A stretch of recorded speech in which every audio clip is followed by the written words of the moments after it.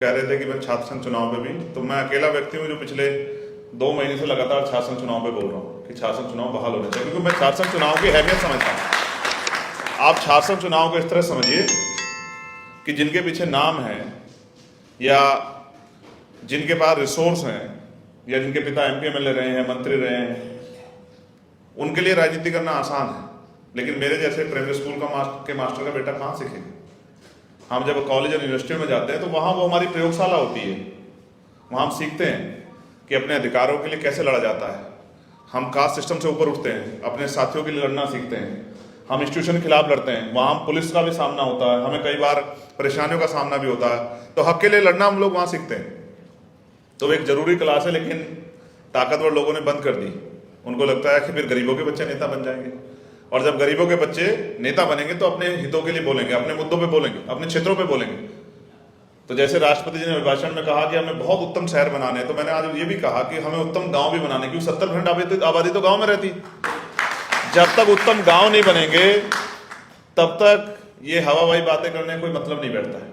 तो आज ये भी सच है कि किसान की आमदनी 27 रुपये है, और ये सोच के देश के बड़े बड़े नेताओं को, चाहे सत्ता या विपक्ष के, सबको शर्म से आंखें झुकानी चाहिए किसानों के सामने, क्योंकि किसान इस देश का अन्नदाता बहुत परेशानी में, और सारी सरकारों के सामने फाइल लेके खड़ा रहता है। कोई उसको लाठी से पीटता है, कोई उसको बिठा के चाय पिला के हवाबाई बातें करके, झूठी बातें करके भेज देता है, या फिर कोई उसको जो है आतंकवादी खालिस्तानी कह देता है। सबके अपने अपने सोच के वो है। लेकिन क्योंकि मैं किसान परिवार से आता, तो मैं जानता हूं कि किसान क्या सर्वाइव करता, किस तरह से झेलता है तो जिंदगी। वो अकेला आदमी काम नहीं करता, उसका परिवार भी काम करता है। और फिर प्राकृतिक मार होती है, और अब तो सरकार के जो आवारा पशु है उन्होंने क्या हाल कर रखा है, किसी छिपावा नहीं। जितनी फसल है जो थोड़ी बहुत बची है वो आवारा पशुओं ने खत्म कर दी। आप उसको बेबी नहीं कह सकते कि आप उसको छुई दो तो आप पे मुकदमा हो जाएगा। तो देश अलग उसमें चला गया। ऐसा लगता है कि हम उसी देश में हैं जहां लोकतांत्रिक मूल्यों की वैल्यू थी, जहां लोकतांत्रिक मूल्यों पे चर्चा होती थी, लोकतांत्रिक मूल्य पहले होते थे, जहां लोकतांत्रिक मूल्यों के लिए जो है संघर्ष होता था। ऐसा लगता है कि वो बहुत पीछे छूट गए हैं, और ऐसा लगता है सिर्फ पूंजीपतियों की, पैसे वालों की, उद्योगपतियों की ही का देश हो गया, और उन्हीं की सरकारें हो गई, क्योंकि उनके खिलाफ कोई ना सरकार सुनना चाहती। और मीडिया से भी मेरा ठीक है, मीडिया अच्छी है, मगर ये बहुजन मीडिया ज़्यादा अच्छी है। बाकी मीडिया का तो क्या हाल है सब जानते हैं, सब लोग दंडवत है। लेकिन हमने कोशिश की है कि मीडिया के लिए भी आवाज़ उठाएं, और मैं आपको विश्वास दिलाता हूँ ये आवाज़ आपकी निष्पक्ष आवाज़ है। जब तक ये पार्लियामेंट में रहेगी, जब तक, मैं क्यों कह रहा हूँ, आप बेहद समझदार है मुझसे ज़्यादा निष्पक्षता अच्छी नहीं लगती सरकार को। जब तक ये बात सदन में रहेगी, हक वंचित समाज के लिए मुखर रहेगी। और मैं कोशिश ये करूंगा, और मुझसे सीखना चाहिए आप लोगों को, जो मुझसे उम्र में बड़े उनको भी, कि तमन्ना अगर सच्ची हो तो रास्ते 1000 होते हैं, और तमन्ना अगर झूठी हो तो बहाने 1000 होते हैं ना। हमने सबको आजमा के देखा। कोई नहीं चाहता कोई नया आदमी खड़ा होकर आगे आए और अपने लिए कुछ बोले या अपने लिए कुछ करके दिखाए। हर आदमी नए आदमी का रास्ता रोकने के लिए बैठा। हमने बहुत लोगों को भरोसा किया। मेरे तो कड़वे अनुभव सत्ता के साथ विपक्ष के भी। विपक्ष भी नहीं चाहता कि कोई गरीब का बेटा आगे बढ़ के आ जाए, क्योंकि जब गरीब के बेटे आगे बढ़ के आए हैं, चाहे वो सर छोटू राम रहे हों, चाहे डॉक्टर बाबा साहब अम्बेडकर रहे हों, चाहे मान्यवर काशीराम साहब रहे हों, चाहे चौधरी चरण सिंह रहे हों, चाहे महामना राम वर्मा रहे हों, चाहे बाबू जगदेव प्रसाद कुशवाहा रहे हों, चाहे जननायक कर्पूरी ठाकुर रहे, जब किसी गरीब के बेटे ने आगे बढ़ के इस लड़ाई को संभाला है, तो उसने कुछ ना कुछ बदलाव करके समाज को दिया है। और ये उसी का आज उन्हीं के संघर्षों को और उन्हीं के जो द्वारा किए गए परिवर्तन है, उसकी वजह से मेरे जैसे लोग भी पार्लियामेंट आ रहे हैं। लेकिन मैं विश्वास करके कहता हूं, मेहनत कीजिए, मेहनत का कोई तोड़ नहीं है। अगर आप मेहनत करते हैं और जिम्मेदारी से मेहनत करते हैं, और फिर प्लेटफार्म के लिए मैं आपसे कहूंगा, जिन पे पैसे नहीं है, जिन पे बहुत बड़े नाम नहीं है, वो किसी भी प्रदेश के हों, प्लेटफार्म के लिए किसी के दरवाजे ना जाए। चंद्रशेखर आजाद है, आप चंद्रशेखर आजाद के पास आइए, और ये दल आपका दल है। और मैं चाहता हूं काम करने वाले लोग मैदान में आगे बढ़े, नौजवान भी आगे बढ़े, बहनों को भी मौका मिले, और किसानों को भी मौका मिले। मैं तो किसानों से भी कहता हूं, मेरा अनुभव ये हुआ है कि जिस समुदाय का प्रतिनिधित्व नहीं होगा विधानसभा और पार्लियामेंट में, उसकी कोई बात कहेगा ही नहीं।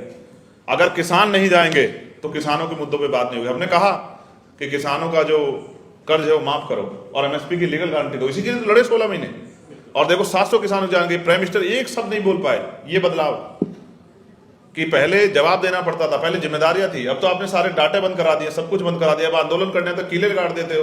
तो इसलिए मैं कह रहा हूं, किसानों का भी प्रतिनिधित्व हो, कमेरों का भी प्रतिनिधित्व हो, नौजवानों का भी प्रतिनिधित्व हो, महिलाओं का भी प्रतिनिधित्व, और मैं आपके मंच से कह रहा हूं, बड़ी कड़वी लगती है मेरी बात, क्योंकि जब मैं खरी बात कहता हूं तो बहुत दुख देती है लोगों को। मैं इस बात से नहीं डरता, मेरा ये मानना है सच कहते हुए।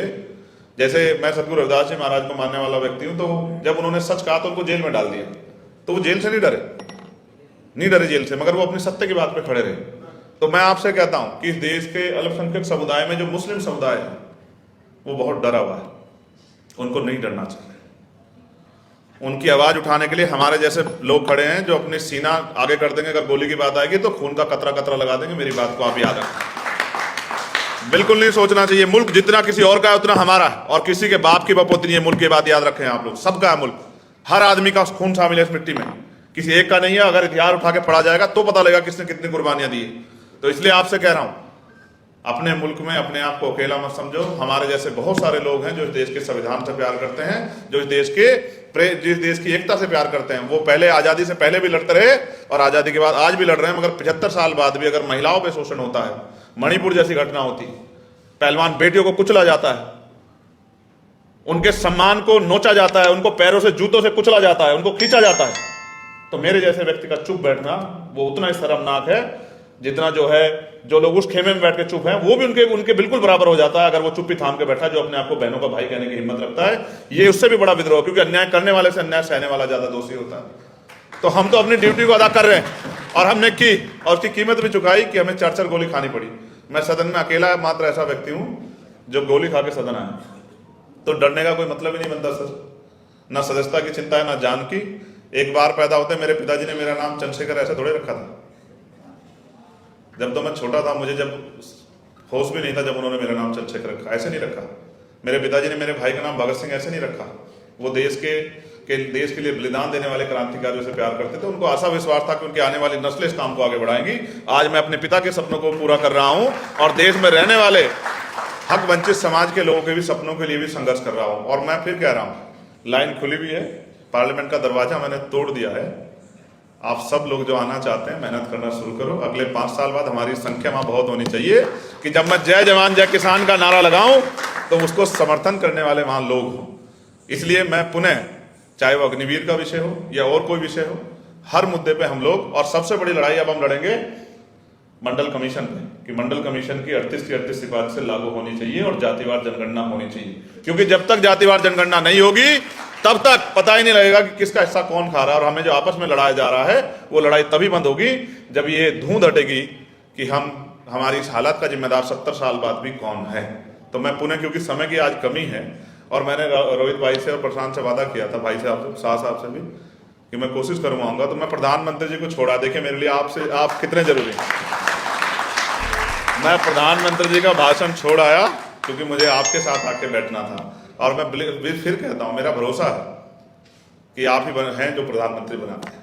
जिस दिन जनता जिसके खिलाफ खड़ी होती है, प्रधानमंत्री छोड़ के दूर की बात है, प्रधान भी नहीं बन पाता, गांव के लोग जानते हैं। गांव जब एक बार खिलाफ खड़ा होता है ना तो आदमी प्रधान नहीं बन पाता, प्रधानमंत्री तो बहुत दूर की बात है। इसलिए मैं पुनः आपका धन्यवाद करूंगा और आपसे विदाई लेते हुए कहूंगा, लोकतंत्र के सजग पहरेरी जिंदा हैं, आप अपने कार्यक्रम को चलाते रहिए और मेरी बहुत सारी मंगल कामना आपके लिए। जहां आपको मेरी जरूरत पड़ेगी और जिस विषय पे आप मुझसे कहोगे, मैं लड़के भी पार्लियामेंट में समय लेके बोलूंगा और कोशिश करूंगा कि आपके मुद्दे उठते रहें, और हमेशा इसी निडर निष्पक्षता के साथ, किसी लोभ लालच को ना करते हुए हक वंचित समाज की आवाज को उठाता रहूंगा। जय भीम, जय भारत, जय संविधान, जय जवान जय किसान, जय मंडल, और आप सबके लिए बहुत बहुत मंगल कामना।